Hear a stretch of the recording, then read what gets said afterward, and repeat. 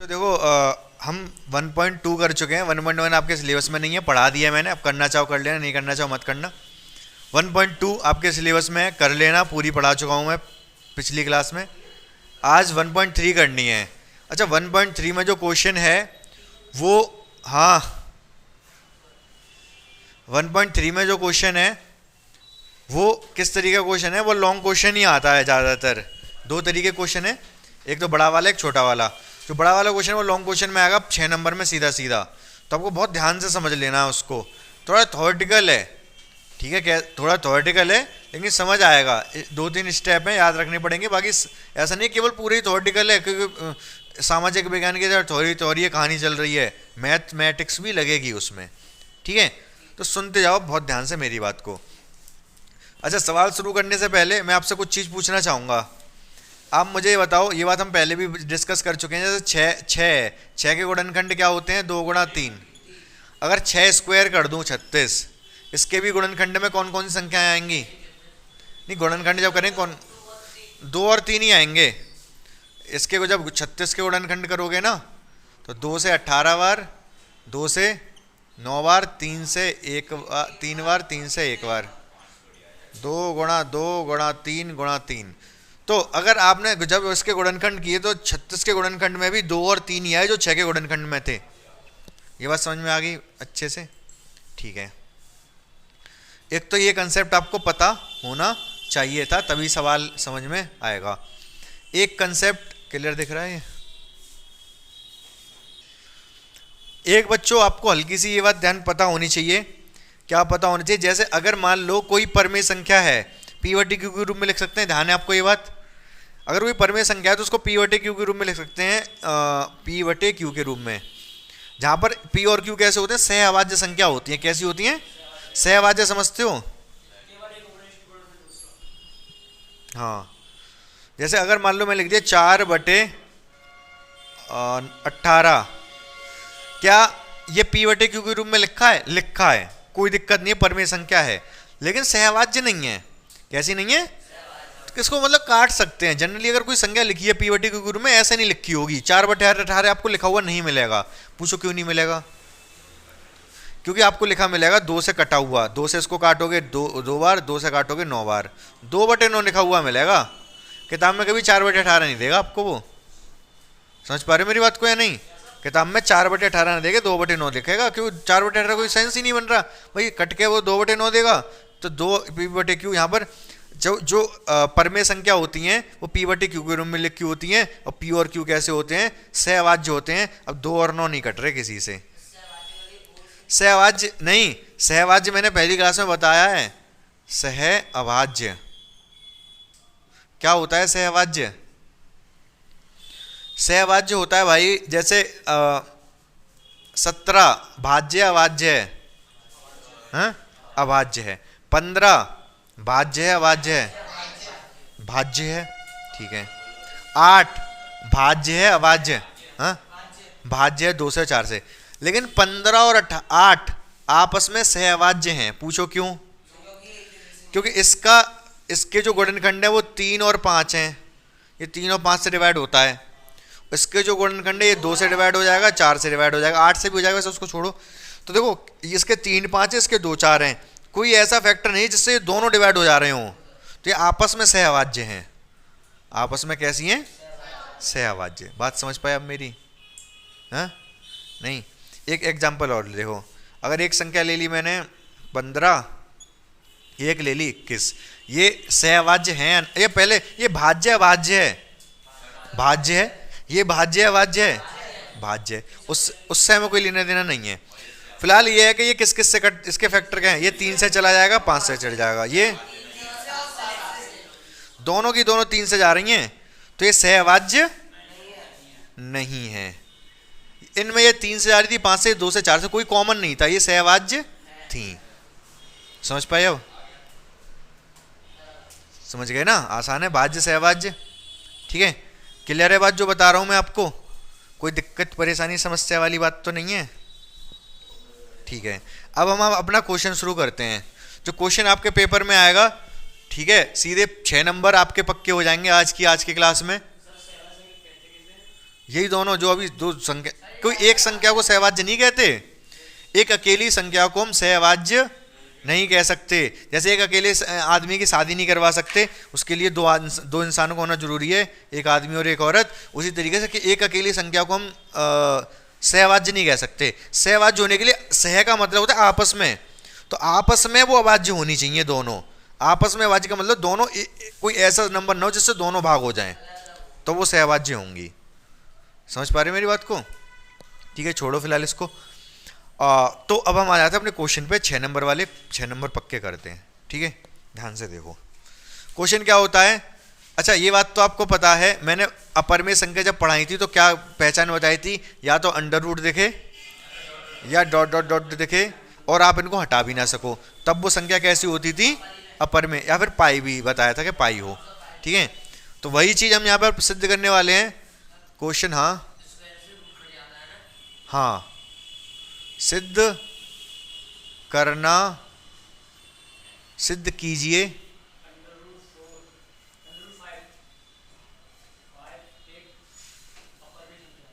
√5 एक अपरिमेय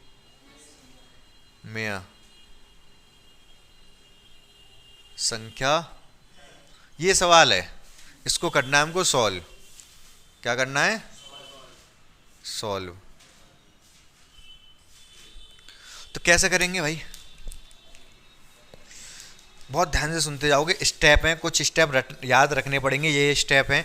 अच्छा, केवल ये √5 के लिए नहीं है, कोई भी वो √3 पूछे, चाहे √2 पूछे, चाहे √7 पूछे, कुछ भी पूछ ले, सेम प्रोसीजर रहेगा, कोई फर्क नहीं आएगा। ठीक है, सवाल एक ही बताऊंगा, लेकिन चाहे कोई भी रूट में पूछे, अपर में संख्या सिद्ध करवाए, तो वो इसी तरीके से होएगा। ठीक है, सुनते जाओ फटाफट। सबसे पहले क्या करते हैं, मान लेते हैं, माना √5 एक परिमेय संख्या। क्या मान लिया हमने कि इसको परमेय मान लिया भाई, तो कोई दिक्कत नहीं है, मान लिया तो मान लिया। तब जब परमेय मान लिया तो हम इसको P/Q के रूप में लिख सकते हैं। A/B कर लो चाहे P/Q, एक ही बात है। अरे A भी सही है, P और Q अजीब से बनते हैं। हाँ कोई बात, A/B कर लो चाहे P/, एक ही बात है। तो √5 को जब परमेय मान लिया तो P/Q के रूप में लिख सकते हैं। A/B लिख दिया हमने। यहां पर A और B क्या है, जहां A और B सह अभाज्य पूर्णांक। A और B क्या है भाई? अगर ये संख्या जब होती है और भी तो ये सहवाज्य होती है। मैंने बताया था अभी आपको थोड़ी देर पहले, 4/18 लिखा है तो उसको 4/18 लिख के 2/9 लिखेंगे, और 2 ना कट रहे थे ये तो काट दिए, जब कट गए तो सहवाज्य बन गए, अब नहीं कट रहे। ठीक है, तो यहां तक हमने मान लिया। इसके बाद हम क्या करेंगे, दोनों तरफ क्या कर देंगे, वर्ग। क्या कर देंगे? ठीक है, तो लिख दो दोनों तरफ वर्ग करने पर क्या हो जाएगा, ये 5 हो जाएगा, ये A² हो जाएगा, ये B² हो जाएगा। B² को इधर खिसका दो, कैंची की गुणा, कौन सी गुणा? सही बात है। अगर A² बराबर B² गुणा 5 लिख रहा है, इसका मतलब A² का एक गुणनखंड 5 है। अगर मान लो कहीं पे लिखा है कोई संख्या x है, ये लिख रहा है 2 गुणा 4 गुणा 3, तो ये कह सकता हूं x का गुणनखंड 4 है, कह सकता हूं x का गुणनखंड 3 है, कह सकता हूं x का गुणनखंड 2 है, कह सकता हूं भाई, बोलो है ना? हाँ x की गुणनखंड करके लिखे गए हैं, तो x के सब गुणनखंड होंगे कि नहीं होंगे? हाँ नहीं, ये सब x की गुणनखंड। अरे यार, जैसे मान लो कोई संख्या ले ली मैंने, एक 42 ले ली, तो 42 को कैसे लिख दूंगा मैं? 2 से 21 बार, 3 से 7 बार, 7 से 1 बार। तो 42 को मैं लिख सकता हूँ 2 गुणा 3 गुणा 7। तो ये सब, ये 2, 3 और 7 सब 42 के गुणनखंड नहीं है? हाँ? x तो पहले x से समझा रहा था, अब 42 से समझा दिया। 42 के गुणनखंड है तीनों। टू कहाँ है? स्क्वायर करूंगा तो स्क्वायर नहीं लगेगा भाई, इस फॉर्मूला कोई नहीं लगा। अंडर रूट का स्क्वायर 5 हो गया, ए का स्क्वायर ए स्क्वायर हो गया, बी का स्क्वायर बी स्क्वायर हो गया, क्या दिक्कत आ रही है? हाँ, होल स्क्वायर कैसे भाई? अच्छा दोनों पे स्क्वायर लगा दूं, बात एक ही है, फिर लिखना यही पड़ेगा अगली स्टेप में। ठीक है, दो स्क्वायर जब कर रहे हैं तो मतलब दोनों की होगा, यूं करके दोनों का स्क्वायर होगा, फिर अलग अलग लग जाएगा दोनों पे स्क्वायर। लिखा है ना, दोनों दोनों वर्क करने पर दोनों ओर ले रह गया, दोनों ओर क्या करने पर वर्ग। यहां तो कोई दिक्कत है? अच्छा ए स्क्वायर बराबर बी स्क्वायर मतलब कुछ भी हो सकता है, मान लो 4 5 6 कुछ भी हो सकता है, लेकिन 5 तो है, तो मैं कह सकता हूं ए स्क्वायर का एक गुणनखंड 5 है। कैंची गुणा नहीं समझते? जैसे अगर x बटे 4 लिख रहा है, इधर 3 लिख रहा है, तो 4 उधर पहुंच जाएगा, x बराबर 3 गुणा 4 हो जाएगा। सही बात है? कोई दिक्कत परेशानी समस्या? अब अच्छा मैं इसको ऐसे लिख ले रहा हूं, पहले ए स्क्वायर बराबर 5 बी स्क्वायर, ऐसे भी लिख सकता हूं भाई, ए स्क्वायर को इधर लिख दिया, 5 बी स्क्वायर, ए स्क्वायर बराबर 5 गुणा पता नहीं जो भी हो, लेकिन इतना तो पता चल गया ए स्क्वायर का एक गुणनखंड 5 है, इतना हमें पता चल गया ए स्क्वायर का एक गुणनखंड, तो वही चीज लिखनी पड़ेगी। इसलिए ए स्क्वायर का एक गुणनखंड 5 है। अगर ए स्क्वायर का गुणनखंड 5 है तब ए का भी ए स्क्वायर का है, तो ए का भी 5 एक गुणनखंड होगा। मैंने आपको थोड़ी देर पहले एक बात बताई थी,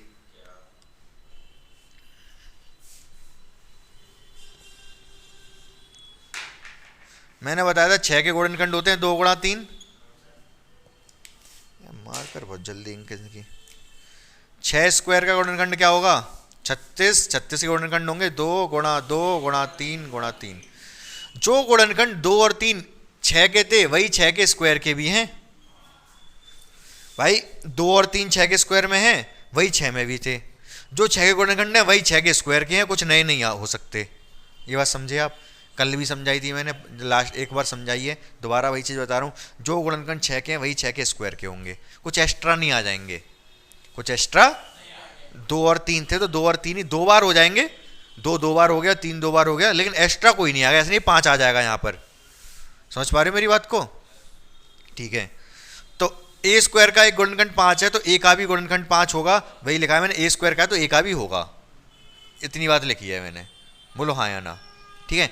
अच्छा हमें सिर्फ इतना पता चला कि ए का एक गुणनखंड 5 है, क्या पता चला? ए का एक गुणनखंड 5 है, दूसरा थोड़े ना पता चला, एक ही तो पता चला, तो हम क्या लिख देंगे तब?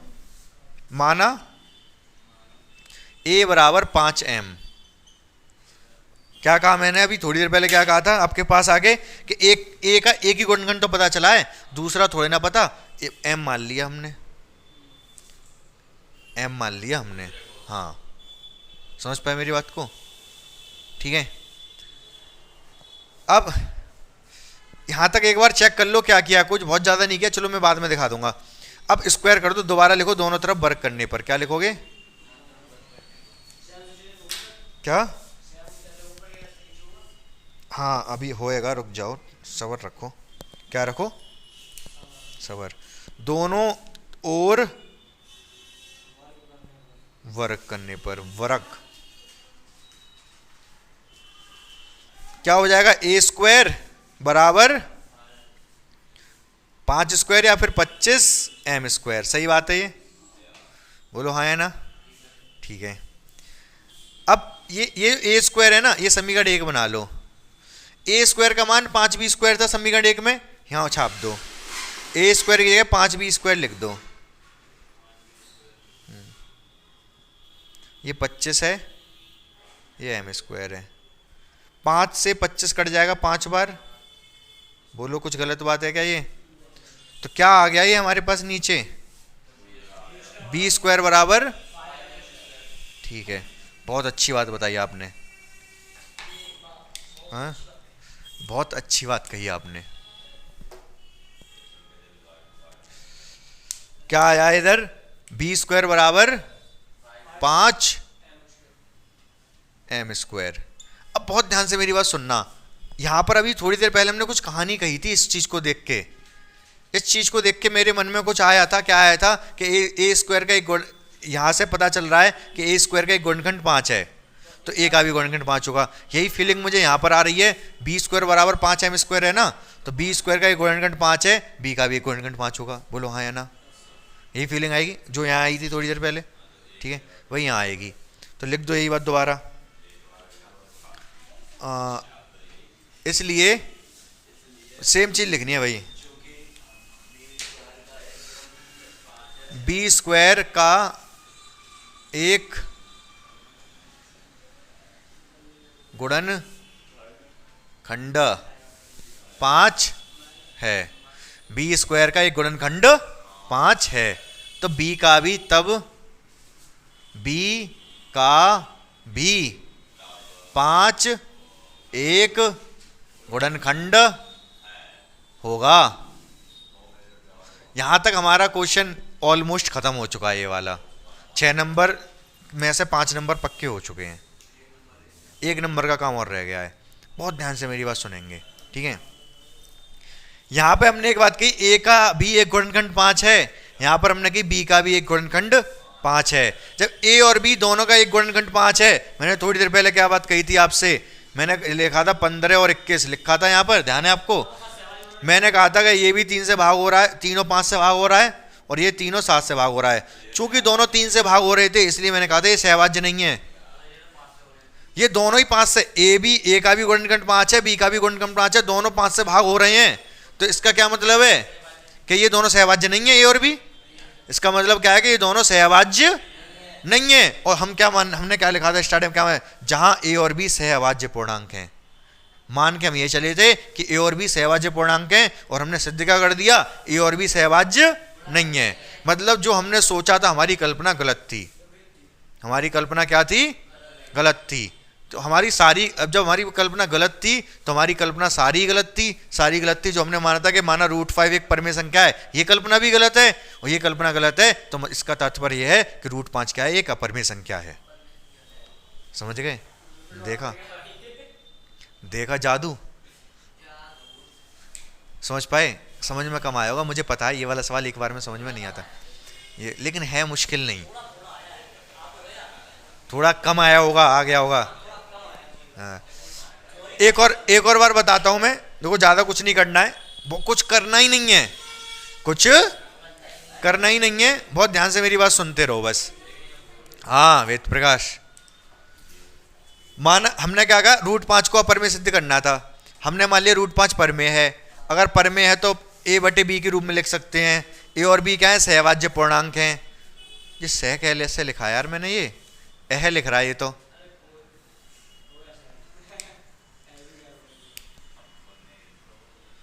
ठीक है, ए और बी क्या है? यहां पर सहभाज्य पूर्णांक हैं।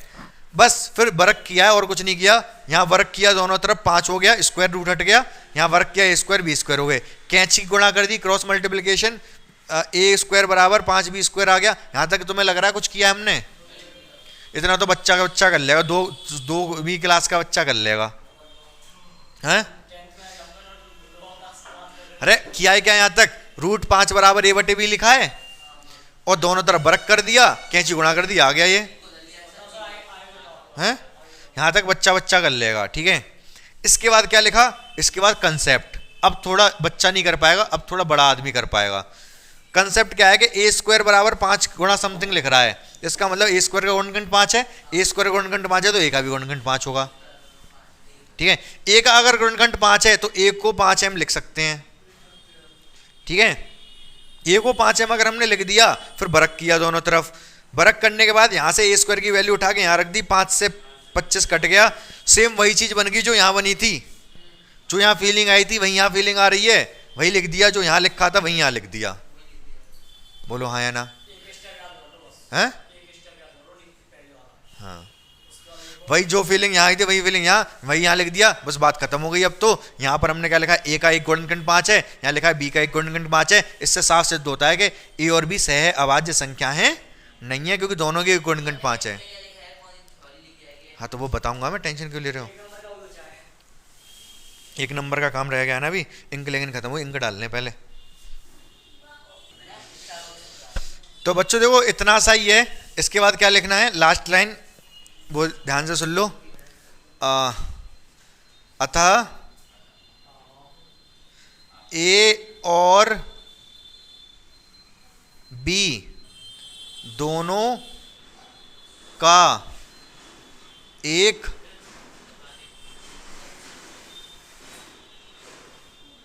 गुणनखंड 5 है कि नहीं, ए का भी है बी का भी है। अतः हम हमारी कल्पना, हमारी किसकी है कल्पना, तुम्हारी, हमारी कल्पना गलत थी। क्या थी तुम्हारी कल्पना, गलत थी, ठीक है। तुम्हारी कल्पना गलत थी, तब √5 एक अपरिमेय संख्या है, अपरिमेय संख्या है।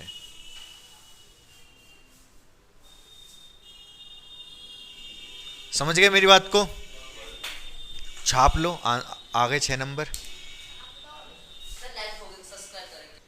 बच्चों एक लाइन और लिख लेना, अतः ए और बी दोनों का एक गुणनखंड 5 है। अतः, या फिर अतः मत लिखो पहले तो यहाँ पर, अतः ए और बी दोनों का एक गुणनखंड 5 है और, हाँ उभयनिष्ठ बात एक ही है, और हमारी कल्पना गलत थी कि, क्या, कौन सी कल्पना गलत हो गई, कि ए और बी कैसे हैं, सहअभाज्य पूर्णांक हैं। कि यहाँ वाली चीज इधर लिख दे रहा हूं, ए और बी सह अभाज्य पूर्णांक हैं। क्या कल्पना गलत थी, कि ए और बी सहअभाज्य पूर्णांक हैं। तब ज्यादा लिखने की जरूरत है नहीं, फिर लिख दो तब √5 एक अपरिमेय संख्या है।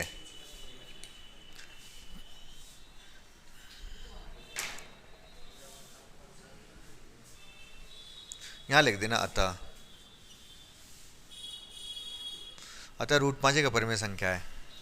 ठीक है, समझ गए बच्चों, नोट कर लो फटाफट। अब देखो बच्चों, जो पहले वाला क्वेश्चन था उसको करने का तरीका तो अलग था। अब ये वाला जो क्वेश्चन दे रखा है, इसको किस तरीके से करोगे, इसको थोड़ा आसान है करने का तरीका।